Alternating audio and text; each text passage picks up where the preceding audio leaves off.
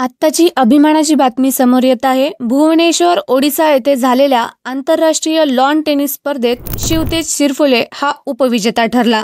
आंतरराष्ट्रीय lawn tennis स्पर्धेचे भुवनेश्वर ओडिसा येथे 3 मे पासून ते 10 मे पर्यंत आयोजन करण्यात आले होते।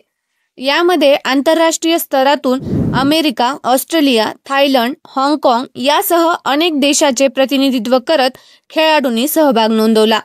नांदेड जिल्ह्याचा भूमिपुत्र असलेला शिवतेजचा सामना क्वार्टर फायनलमध्ये इंदोर येथील विवान बिदासिरिया यांच्यासोबत झाला।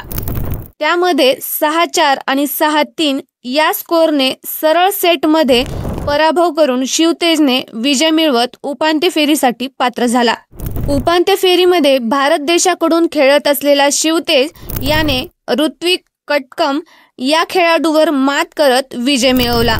शिवतेजने पहिल्या फेरीमध्ये 6-2 तर दुसऱ्या फेरीमध्ये 2-6 स्कोर आणि शेवटच्या तिसऱ्या फेरीमध्ये 7-5 स्कोरने विजय प्राप्त केला। त्यानंतर शिवतेज शिरफुले हा अंतिम फेरीसाठी पात्र झाला।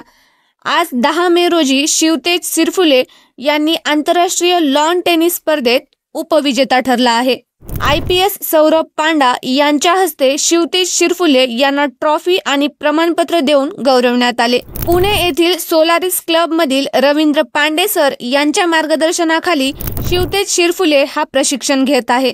पांडे यांनीही शिवतेजचे अभिनंदनपर कौतुक केले।